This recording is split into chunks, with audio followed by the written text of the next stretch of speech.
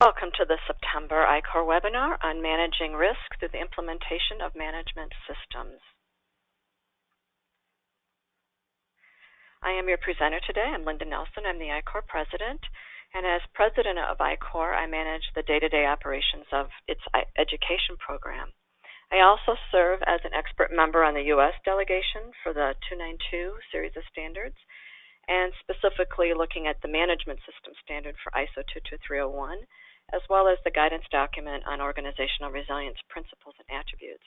We do have an exciting announcement, which is ICOR was just awarded the liaison organization to ISO 292. So we are looking for experts in organizational resilience and community resilience who would like to participate in the new work item proposals being done in either one of those categories.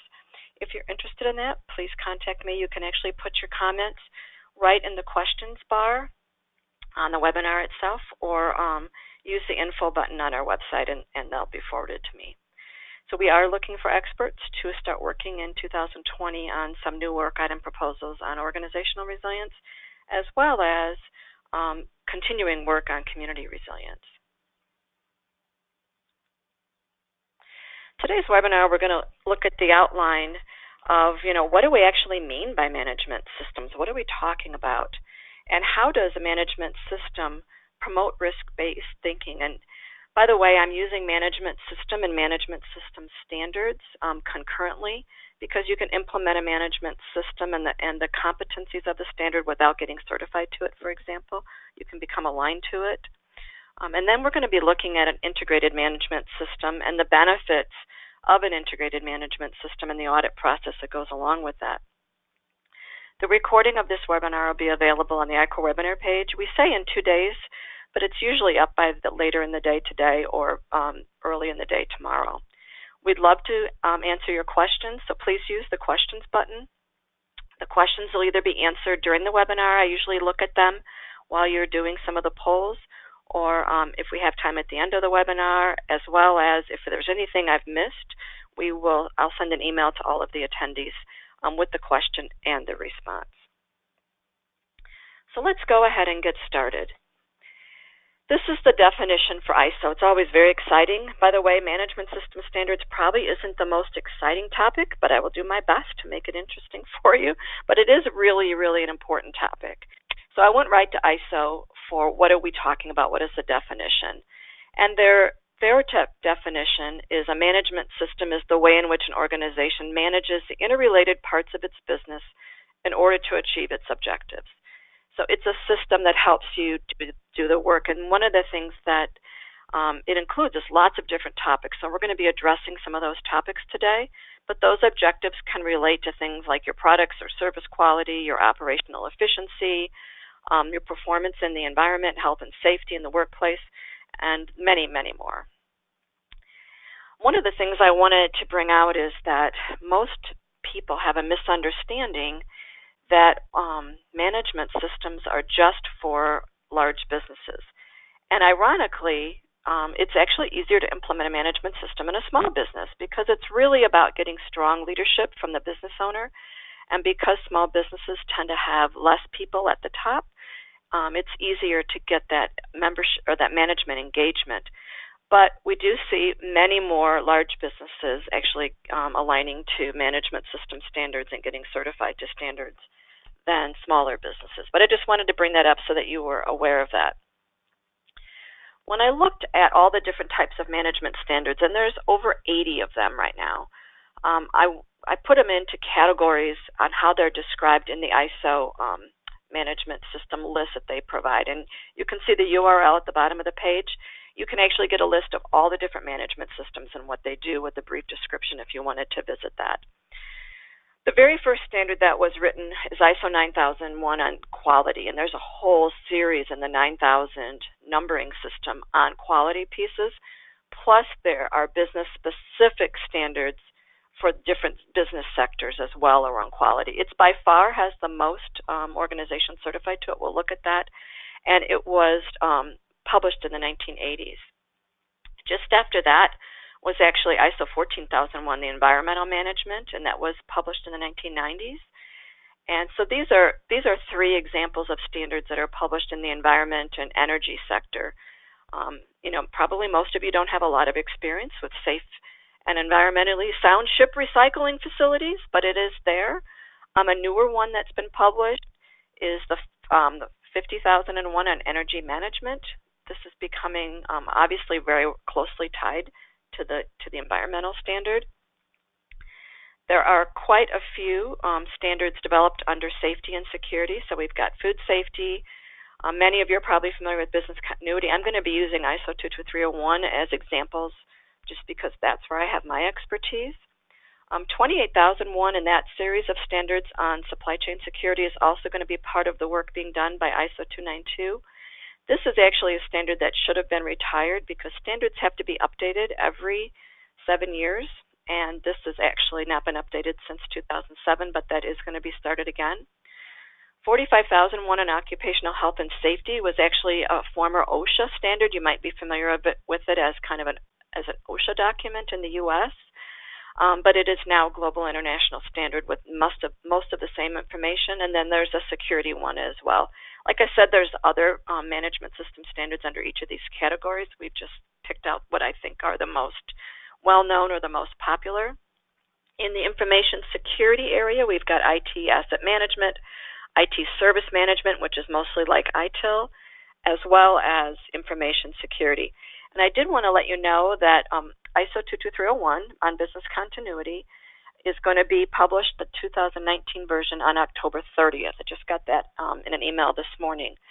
So those of you that are following that standard, you'll want to take a look at the new requirements. There are some significant changes, I think. Each of these standards are often considered risk-based standards because they manage risk in some way.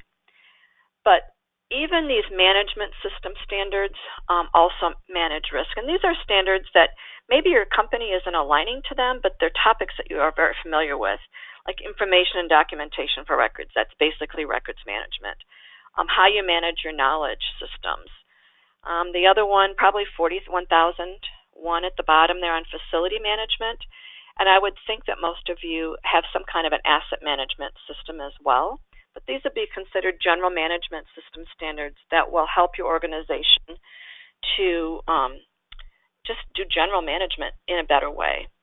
There's also a lot of sector-specific standards, safety management for adventure tourism, water efficiency actually might be something that you would practice if you were in a dry environment, but if you're very much focused on climate and the environment, you might do it anyways, just to save money and save the environment.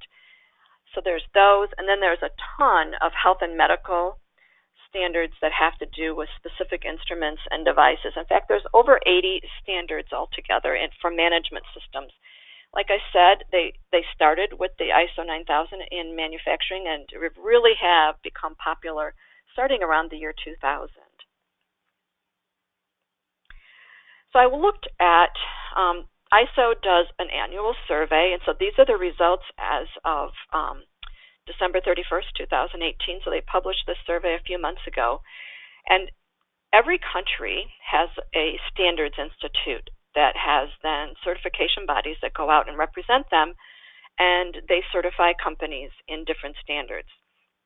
And so they had mentioned in their survey that they wanted us to be aware that not every country and not every certification body actually contributed. So these numbers are going to be valid, but they're going to be on the low side. They're not going to be on the high side. They're going to be on the low side. And what we're seeing is more companies being certified each year. And you can see the quality one, almost 900,000 companies certified globally. Jumping down to food safety, this is a newer standard, the 22,000, but because it's a requirement in the U.S. and it's a requirement in several other countries, that if you handle food in any way, you have to be certified to the food safety standard. There's a lot of documentation around that. Information security has jumped up to be almost 32,000, and that has to do with, again, being required with all of the information and cybersecurity risks. You'll see business continuity management is down near the bottom, with only 1,500 globally. This is really a surprise. We really kind of wonder why more companies aren't getting certified to business continuity. The reason we think it is, it hasn't been required by any countries, or maybe not in, any large countries yet. And so it really becomes, if it's going to be part of a requirement for government contracts, that's going to have an impact. And also because financial institutions often are heavily regulated. And so because they're heavily regulated, they are conferring to those standards that they need to meet versus an international standard. So let's start with our first poll. I do like to get people engaged, and it's not just about getting you engaged. It's also helping me to understand who's on the call and what sort of information that they have. So we're just going to ask you, what is your level of expertise with management system standards? So go ahead and choose. We're going from anywhere from what is a management system standard to I'm a management system expert. I think you can actually choose more than one. So if you want to say you've implemented more than one at your organization and you're also an expert, I believe you can do that. We'll leave this open for another 30 seconds or so.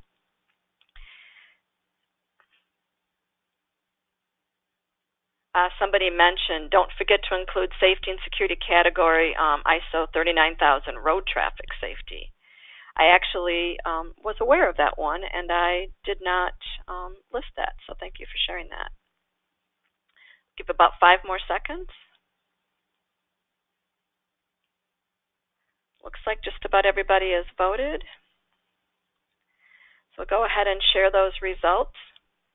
We have a pretty good, even split between experts and people that don't have any idea. I mean, honestly, this is about as evenly split a poll as I've ever seen. We've got about a third of you that have heard of them but never used them, a third that have implemented at least one, and then about 25% that have implemented more than one. That is really, really interesting. And I would love for those of you that have implemented more than one management system standard at your organization, if you could please use the questions pane just to share who you are, and also if you'd be willing to share some information. We are really looking for case studies on how organizations have done this.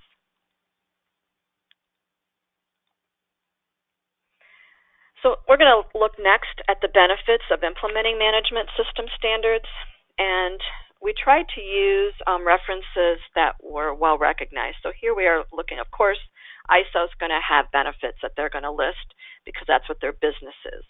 But it does help organizations improve their performance by specifying repeatable steps that organizations can consciously implement to achieve their goals and objectives. This is a really big deal, like this idea of being consistent in your approach. It doesn't mean you're not agile, but having consistency means that you're producing something that you can depend upon.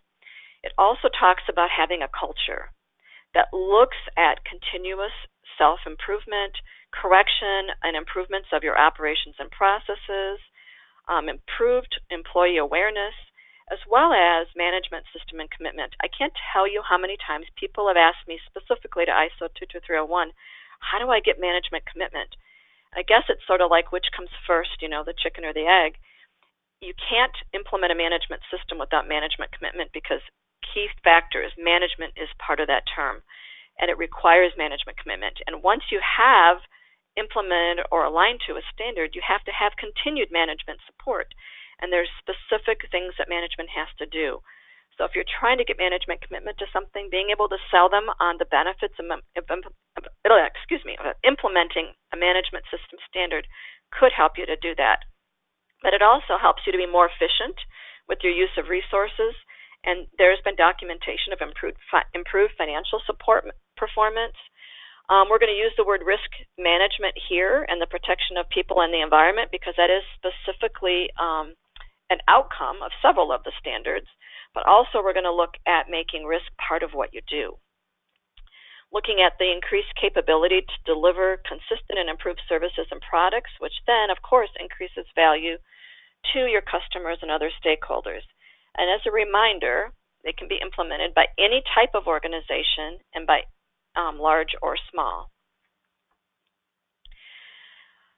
Management system standards are used by businesses to ensure that operations, products, and services meet or exceed customer expectations. They help you to monitor the health of the organization, and like we said, monitor continual improvement. And they also provide you with ongoing opportunities to improve your processes because you're always looking to improve. I just don't see how you can't make that sell. We are looking for a way to demonstrate continual improvement and get better and better at what we're doing. Just as an example, if your company gets certified to a standard one year, it doesn't mean you're going to get that renewed the next year. Because you have to, whatever you did the previous year, you have to do better in your current year. You have to demonstrate continual improvement. And I think it really helps the people who are part of that leadership team for each one of these different standards to provide evidence of the good work that you're doing. When you use a standards-based system, the companies are guided by best practice. ISO standards are internationally developed. You have to have international representation in order to write a standard, and it has to be approved by all of the organizations or all of the countries that are involved in writing that standard. So in 292, that might be upwards of 30 different countries. It also helps you to make sure that nothing that's critical to the management of that particular business area is left out.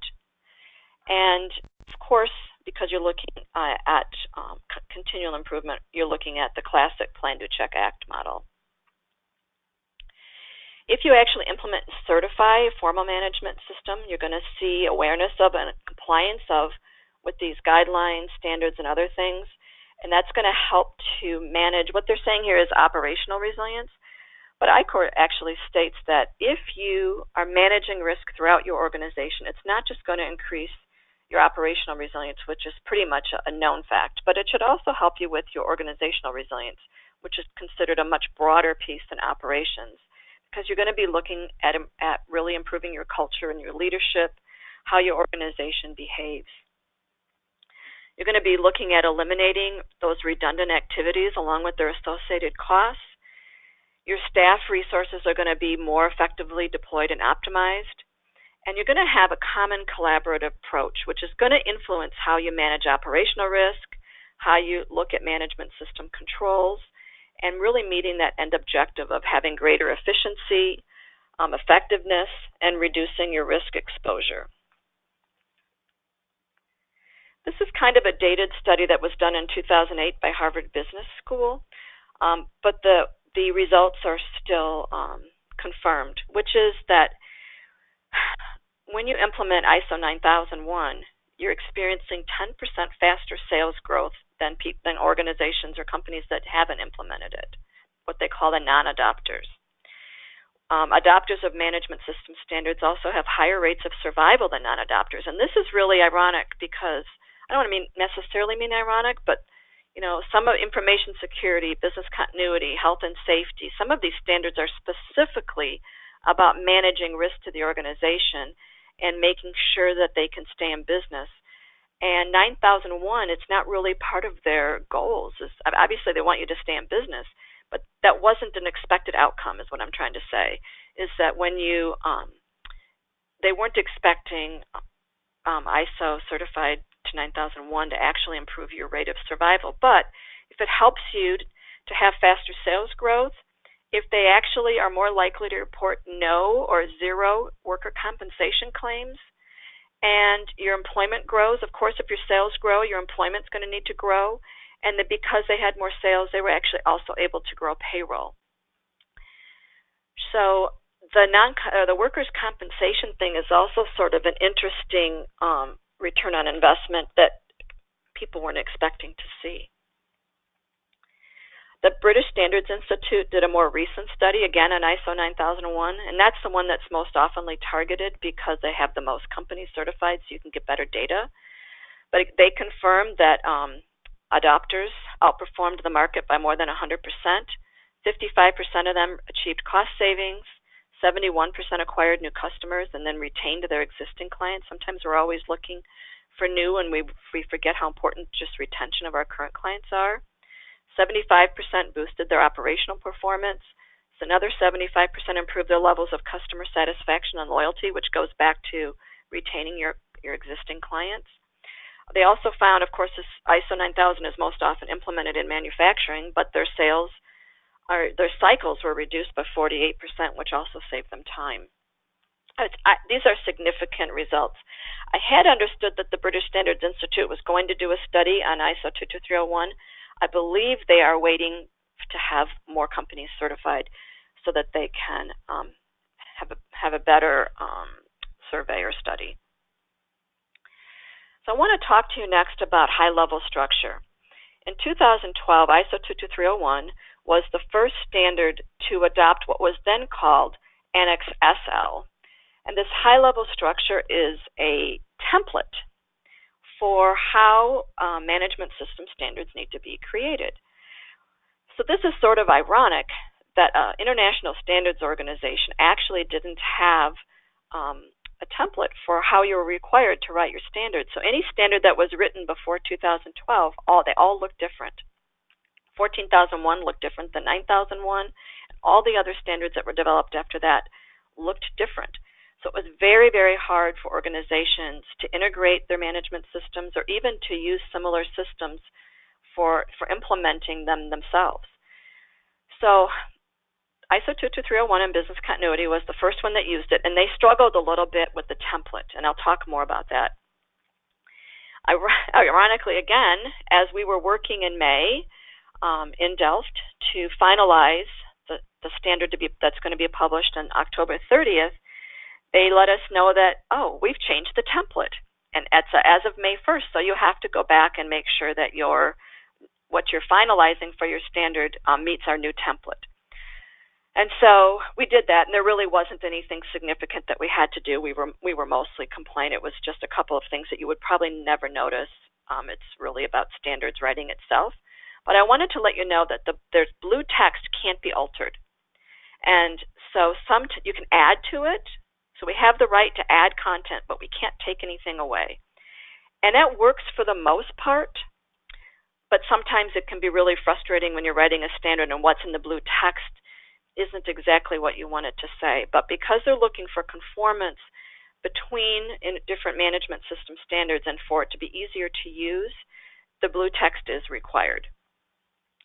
And it really helps play a key role in your interoperability and user-friendliness. So if you actually understand how to use one management system standard, you should be able to sit down and read the next one and have a pretty good idea of how to implement that, except for the fact that Clause 8 is going to have different content. So let's look at the different clauses. The front matter is what we call front matter. I mean, you have your introduction about your standard, what it's about. I actually think that 22301 has removed the Plan, Do, Check Act. I don't think it was required to have that in, so I don't believe point 2 or point 3 are included. I'll have to look and see what the final recommendation ended up being. And then you have the scope of your standard. If you have normative references would be, are you reliant or referencing any other standard? And then you have terms and definitions. These things on the right are called your requirements. And so clauses 4, 5, 6, and 7 are all going to be mostly blue text, as well as clauses 9 and 10. Clause 8 is where you have the bulk of your requirements, and that's where you're going to see things that are different from one standard to another. So we're going to briefly go through each of the clauses and talk to you about what are the requirements of each of those things. So the first thing are issues. Issues means risk. It's an issue. Maybe it hasn't become a risk or a threat to your organization yet, but it's things that might be. So this is a really important part of Clause 4, which is what are those things that are internal to your organization and external to your organization that could hurt you, that could have a negative impact on you, that could stop you from meeting the purpose of your organization, for your organization meeting its strategic goals and objectives. In ISO 22301, we manage this mostly in Clause 8 with our risk assessment process. But other standards don't have necessarily a formal risk assessment process in it, and so they do that process through Clause 4. You also need to identify your interested parties and their needs and expectations. You know, in ISO 22301, you mostly do that through your business impact analysis. You're going to, you might have called those stakeholders in the past. This is such an important aspect, and just imagine if you have multiple management system standards, whether they're integrated or not, but you've identified all your interested parties and their needs and expectations. This means you know how to communicate with them, You know what to communicate, what are they expecting you to communicate with them, who they are expecting to hear from, and what information do they need to know. And having that all documented, it's a huge advantage for your organization. Whether you implement a formal management system or not, go out and find out who are your interested parties and what are their needs and expectations. It can only help your organization to function better. And of course, you need to have a scope of your management system. You know, what's in and what's out. Is it going to be based on an address? Is it based on a business process or activity? Is it based off of something that like call centers or something like that as well? Or it could be it's your data center or your data centers across different locations. I said that management is going to need to demonstrate its support. Well, of course, they have to demonstrate leadership with your management system. So there's things that they say that management has to do.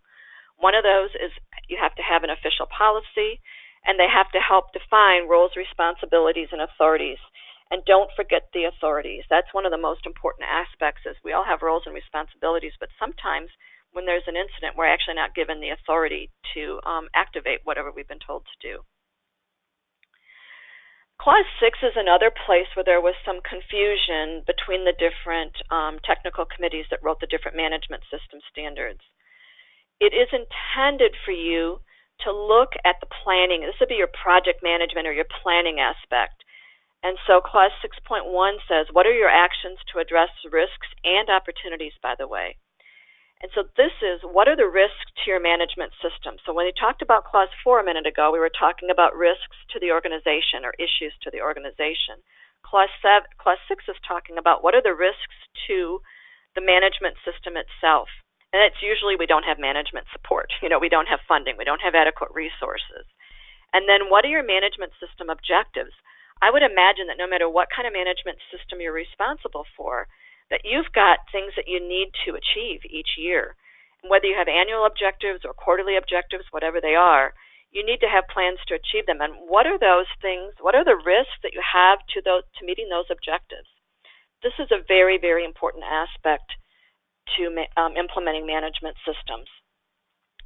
Usually the challenges come with having inadequate support. So you're going to need to determine and provide resources. And this, of course, comes from management, but they're going to need your help in determining what kinds of resources are needed. You need persons who are competent to do the work. You know, don't just assign it to somebody in a job title. They need to actually have knowledge of this discipline that you're implementing. The standards all say that everybody in the organization needs to be aware that you're doing this work.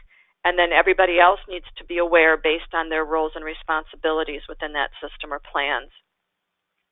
Clause 7.4 is all about communications internally and externally about your management system. And this is where it gets confusing again, where in business continuity we have a whole clause, 8.43 it was, on communications, which is more about the incident itself. And so we really struggled with this the first time because we didn't understand what they were asking for. So you'll see in the 2019 version of 22301 that we've definitely split that. So Clause 7.4 is only about communications of the management system internally and externally. And in Clause 8, you're going to see communications about an incident. And then documentation. Sometimes management systems get kind of a bad rap because they require documentation. But you need to be able to prove what you're doing, and this work needs to be documented. And so that's why that requirement is in there. They have simplified it. They used to have records management and document management separate. It's just all about managing documentation now. As I mentioned, Clause 8 is where you're going to find specific content. This is going to be the bulk of the standard. And if they have a guidance document that goes with the standard, this is where the bulk of the guidance is going to go as well. We talked about the importance of continual improvement. You can't continually improve if you don't evaluate performance. So you need to identify how you're going to do that and what needs to be evaluated. One of the things that's required is that you have at a minimum an annual internal audit and an annual management review. So these are requirements. And then lastly, when you've done all of that performance evaluation, you should have identified some nonconformities. And if you have any nonconformities, you need to take corrective action on that, and all that ties into making sure that you're using that Plan, Do, Check, Act model for continual improvement.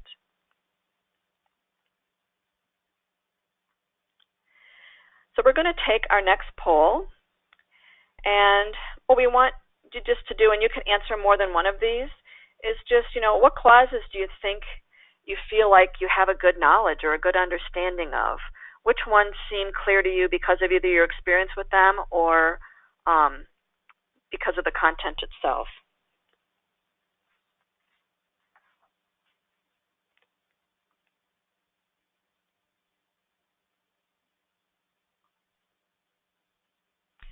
There was a couple of questions. ISO, when the new ISO 22301 is released, or ICOR updated self-assessment spreadsheet, yes, we will, and we will be contacting you about that. Actually, a couple people have asked that question. And then the other question was ISO 22313, when that will be updated. That is actually in the process, and that should be published, we think, by December, if not early January. This is pretty amazing. The poll results, we had about half of you felt pretty confident about all of them. So I've never seen that before. So you guys are really an interesting audience today. Thank you for that.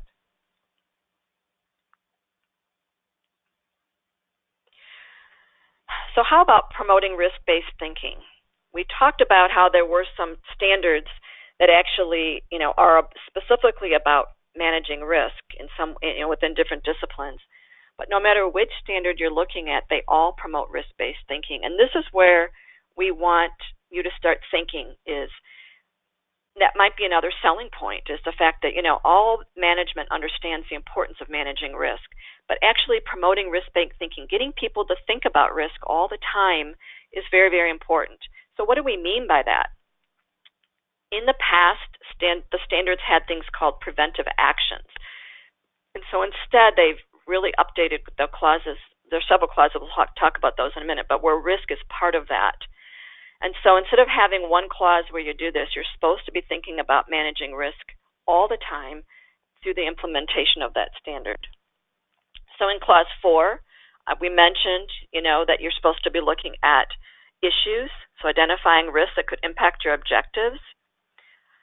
Under leadership, your leadership must commit to managing risks as well as opportunities that could affect your purpose. We talked about Clause 7 asks you how to address risks and opportunities to the management system itself, and also how to create plans to address them. Obviously, in Clause 8, for most of these standards, is where you're going to see most of the risk operations. And then, of course, here in Clause 9, you're supposed to be tracking and analyzing risks and what kinds of opportunities might have been identified, as well as making changes and improvements. So this is well through. It's really everything but Clause 7, which is about support. One of the most important parts of applying risk-based thinking is getting rid of siloed. Siloed activities are really one of the riskiest things to your organizations. I mean, honestly, when your organization works very siloed, that is where you're going to see risk in your organization just because of that. So one of the outcomes of having more than one management system and having them tied together is that you've got a centralized place to record and monitor individual hazards and risk items. Even if you only have, you're managing your financial risks and, let's say, your business continuity and your information security risks, having all of that in one place is not only going to help your organization function better and manage risk better, but it's also going to help you, of course, satisfy the requirements of the standard. You should also look at utilizing different risk assessment tools. So if this is organized at a centralized area, you can share different tools and maybe use similar tools or modify those to be used based on your needs. Also looking at effectiveness checks. How are we doing? Having those corrective actions and verification processes really helps your organization to promote risk-based thinking. And we know now that there's tons of automation that you can use. So make use of technology. It's nice to have spreadsheets, but it's also nice if you can take those spreadsheets and get them automated, or get some other kind of tool. I'm not advocating the selling of tools. I'm just saying that it is 2019. It's almost 2020. We probably need to look at technology to help us with this. So let's just talk plain English. This site I thought gave us some really good ideas for how to ask questions. So, in real English, what are we aiming to accomplish? And it references those clauses. What could happen that might affect our objectives or our goals or expected outcomes? And how would it be affected, or how would we be impacted? What are those that are most important impacts? So looking at now putting them in some kind of an order. What are we going to do about them? And how do we make sure that our actions are effective? And if they were effective, which ones were effective and which ones weren't, and why? Let's take a look at why these things are happening. And then what are we going to change, and what have we learned? We always talk about implementing lessons learned, but getting that into a formal process. Those types of questions you can use without sounding like you're talking like a standards person, which is not always easy language.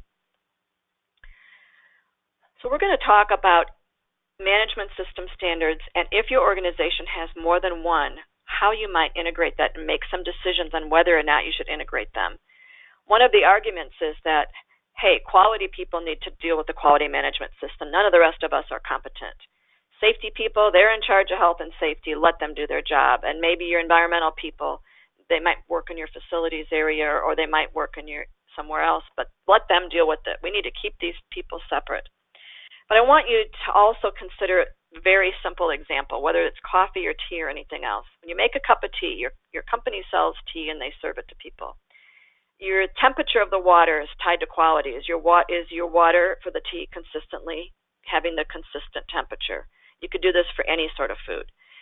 The risk that it could scald us is a safety issue. Talk to McDonald's. How many times have they been sued because their coffee was too hot? All the warnings that they do now. Is it safe to drink? Is your tea actually, could it hurt you? Could it make you sick? That's a health and safety issue. And then you need to think about the environment when you dispose of your tea bag. And even, where do you make your tea?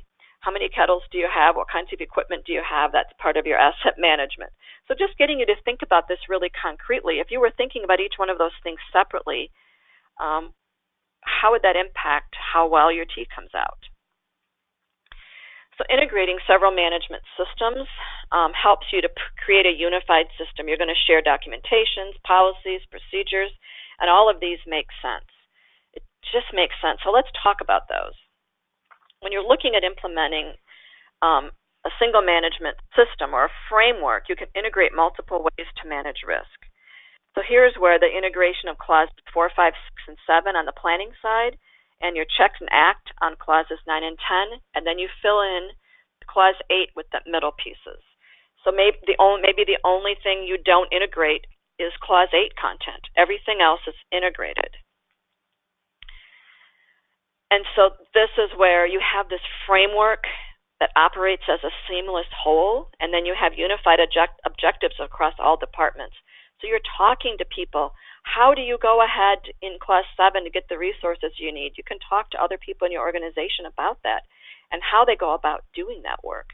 Same thing. How is your internal audits? Who does your internal audits? Can we use the same department or the same person? How does that work?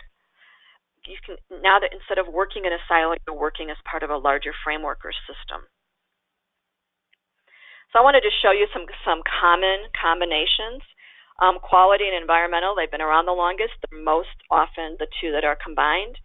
After that, you see quality and health and safety. And then you look at environment and health and safety. And then you see the environment and energy. So ISO 50000 is that energy one. Those are the most common combinations, and most organizations integrate two management systems. And by the way, I wasn't able to find documentation on the management ones like asset management or knowledge management. There just wasn't as much published about that. So that would be something that might be worth a study. Companies that organize or put in combination 3 management systems, it's environment, energy, and quality again. And if they add a 4th one, that's health and safety. But remember we said there was over 80 of them. I just looked at some of the ones that I thought were the most common. So it makes sense that your knowledge management system and your asset management system would work together because some of your assets is your knowledge. It also makes sense that your energy people might be working with your facilities people, or your facilities people working with your health and safety people, or all three of them working together, or your health and safety and your supply chain and your business continuity people working together, or alternately, at a minimum, your IT service management and your information security should be working together. And it makes sense that business continuity would also work there because both of those standards, especially ISO 27001, has a requirement for a business continuity program. So let's take another poll. And so I've given you a list. Just which of these has your organization either aligned to or is certified to? And we recognize that I'm hoping I didn't have that open the whole time. You may not have seen any of those slides. I apologize.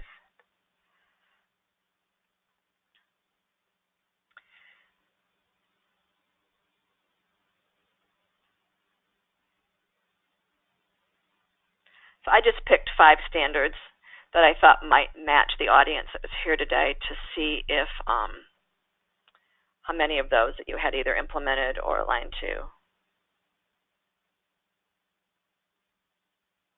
There were some comments in the questions pane about risk-based thinking also giving you a competitive advantage. That is also true. I'll give you about 5 more seconds to vote.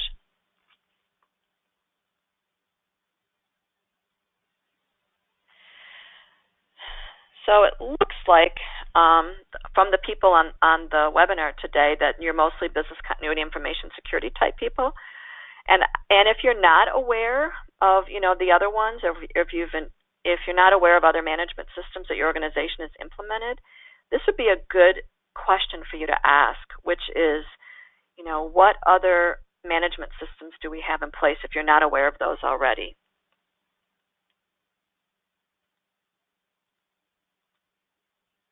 I've actually asked that question in other presentations that I've done at conferences, and it's amazing. People tell me later, they go, I had no idea we had these other management systems in place.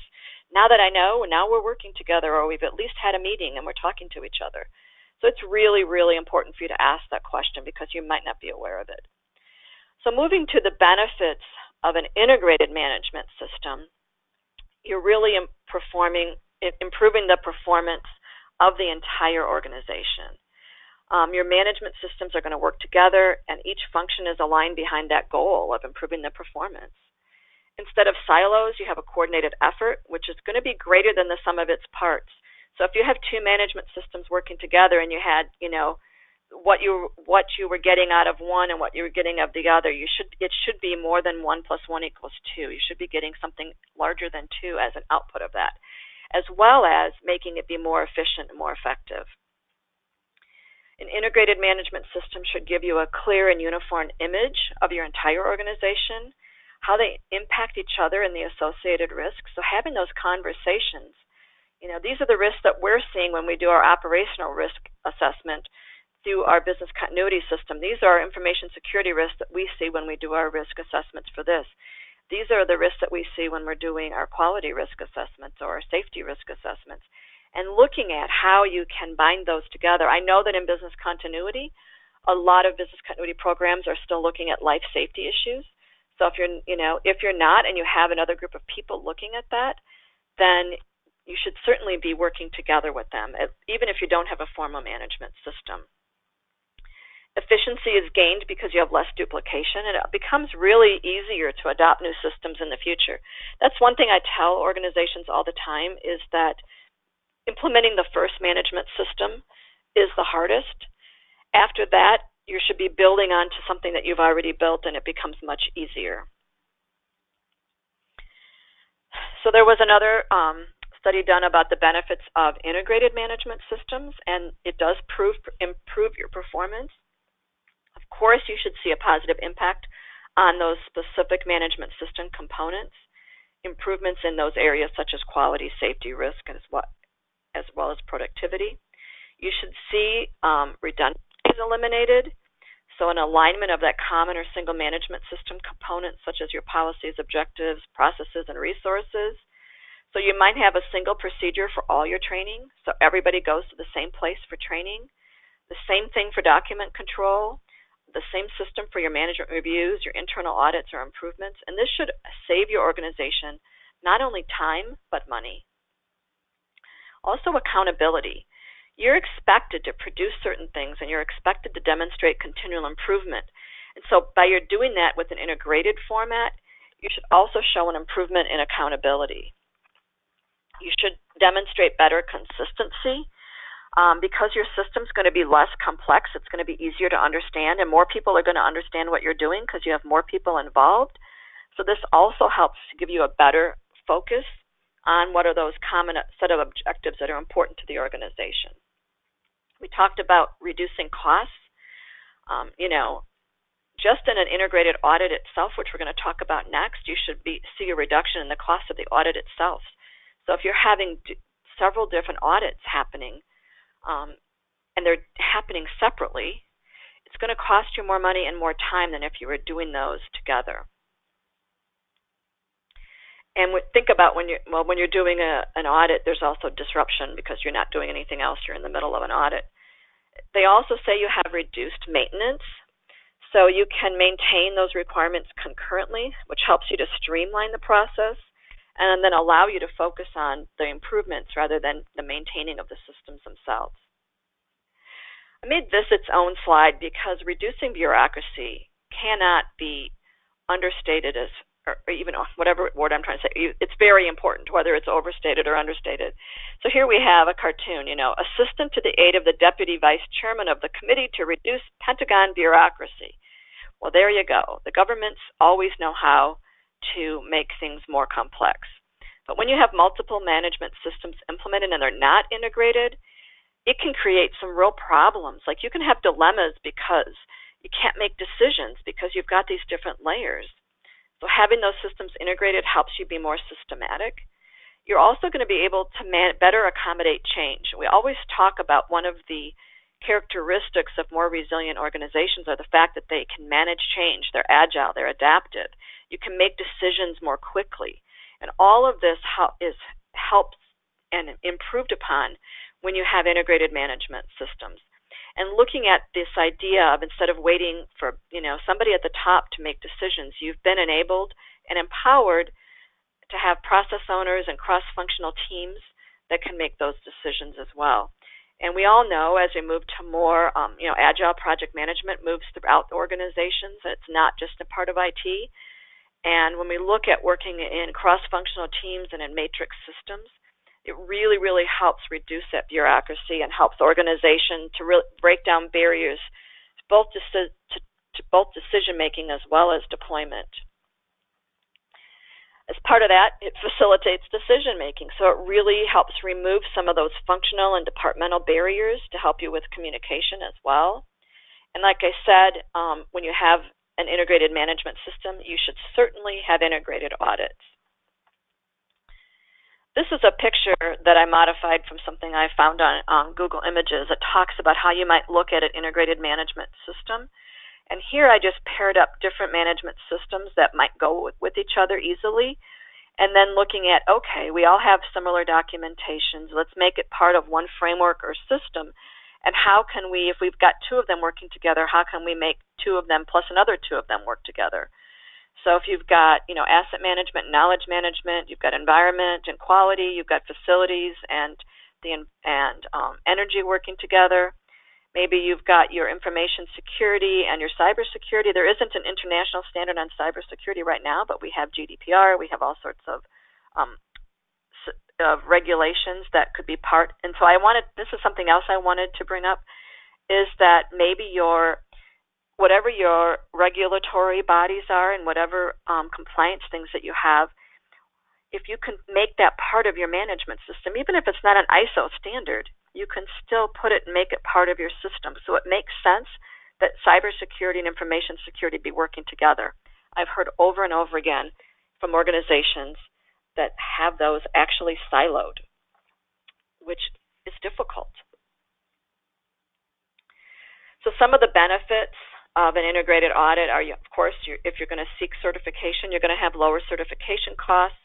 As we've said, there's going to be a more streamlined process. You should see a reduction in documentation and more consistent objectives across those multiple systems. You can cut down on time by having that single audit plan, one opening meeting, one closing meeting, a single audit report. And of course, having a single audit is going to reduce the amount of work interruptions as well. It also, not just about time and money, but it's going to help you better understand your relationship between those different processes. How does information security and business continuity work together? How does your supply chain security work with your quality, for example? Those things are really, really important, and if we're not thinking about them all together, it is going to hurt your organization. So by having them not only integrated as a system, but also integrated as an audit, you're going to get a better audit, and you're going to get a better product. The audit is not just about passing. It's about continual improvement, and how can you get better at what you're doing. And so if you're having separate audits, it's going to be more difficult for you to see the relationship between those related processes and how you might actually be putting your organization at risk because you're not talking to each other. So when you have an integrated management system audit, it considers the linkages of processes as a priority, and so it might help you identify critical system failures. So here is our last poll. We are going to be looking at which of the benefits of having an integrated audit or integrated management system with integrated audits do you feel is the most important?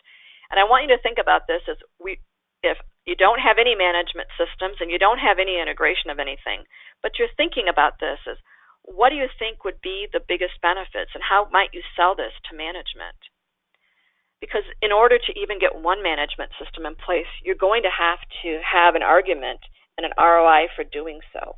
And if you have more than one in place, being able to integrate those together, you need to have that conversation if it's not already happening. So it looks about half of you have voted, so I'll give you a few more seconds for the rest of you to vote.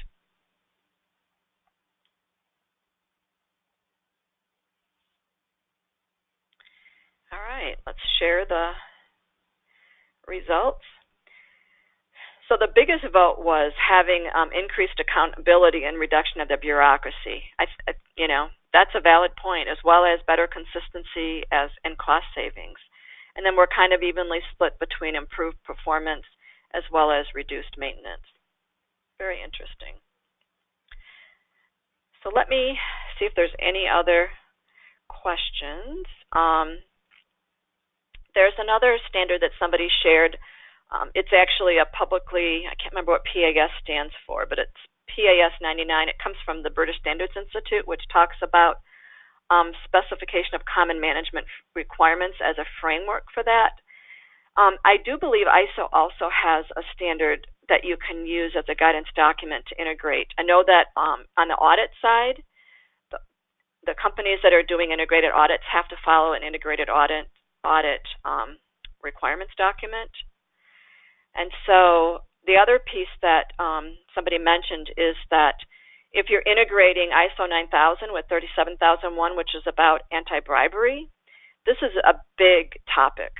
I don't even want to bring up politics in the U.S., but it's a big topic globally. And when you're awarding contracts and doing things, all of the issues with anti-bribery, and so part of a quality system, looking at anti-bribery might be part of that as well. So that's really interesting. Thank you for sharing that. Somebody also mentioned how does the time frame of a management system standard affect the integrated audit management system? And I'm not sure of the answer to that. I'm sorry, I don't think I have a good answer for that. But let me ask after the webinar to see if there's somebody that can give me a better answer to that. Also looking at this idea that you can demonstrate your maturity level with your management system when you're actually bidding on work. So one of the things I was going to mention is that even for ICOR, when we're bidding on being able to do training for organizations, and maybe they want a customized class or they want an internal class themselves, we still have to fill out the procurement paperwork. And oftentimes we'll see that we're required to be certified to information security or to quality, because it's a requirement for everybody that they do work with. And so then we have to write up an argument why we're coming in to give a 3-day class, why being certified to a quality standard isn't relevant for what we're doing.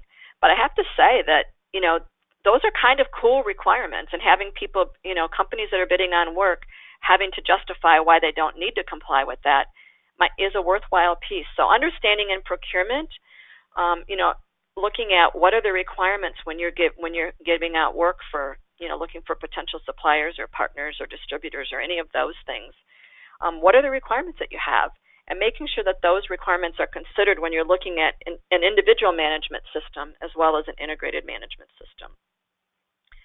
So to summarize today's webinar, a management system is the way in which an organization manages interrelated parts of its business in order to achieve its objectives. When you implement a management system standard, it helps the organization to promote risk-based thinking.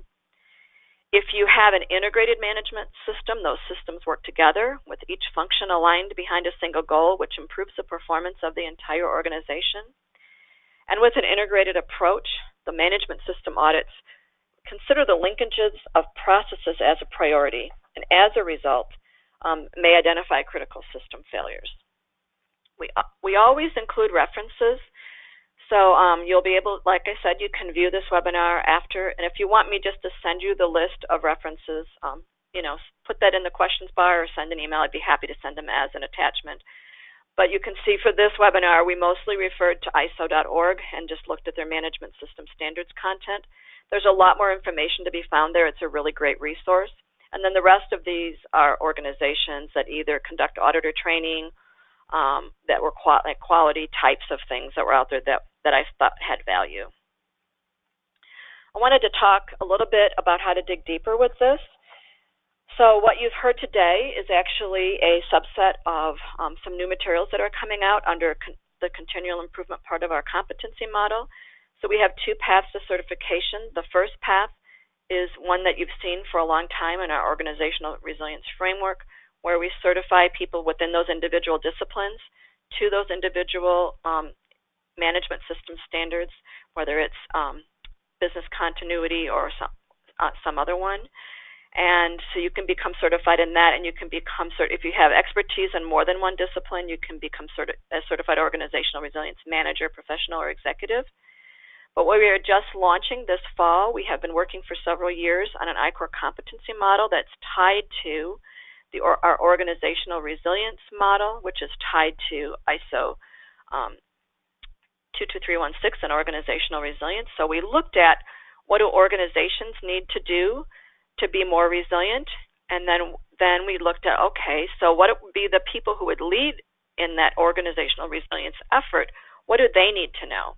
And so this webinar today is looking at the role of management system standards and that integrated management system process, which is part of our continual improvement module. We have one more webinar coming this year on October 23rd. We're looking at how to improve data center efficiency. Our 2020 schedule is coming out soon, probably mid-November, early December. If you have topics that you think would be of interest that you'd like us to consider, if you have speakers or if you might be interested in speaking yourself on running a webinar, please let us know. Again, you can email us or send, include it in the questions pane. And just a reminder that the webinars are live and on demand for 30 days to the public, so you'll be able to see this after it's posted either later today or tomorrow. And ICOR members can view the webinars on demand whenever they want in the ICOR Resilience Center or Resilience Research Center, along with some of our other content that's there as well. If we do add another webinar this year, it'll probably be early December, because our webinars are the 3rd week usually in a month between the end of November and, of course, the holidays at the end of December for many people. It's difficult to run those, but if we do add one, it'll be early in December. So thank you very much for attending today. We hope you enjoyed the webinar. And please complete our post-webinar survey. We do look at those and we evaluate those after every webinar. So thank you very much. Have a great day.